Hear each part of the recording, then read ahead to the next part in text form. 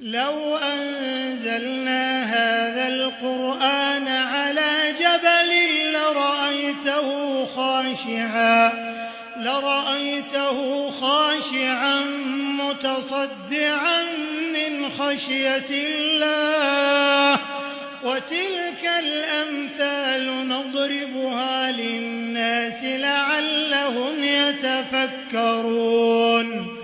هو الله الذي لا إله إلا هو عالم الغيب والشهادة، هو الرحمن الرحيم.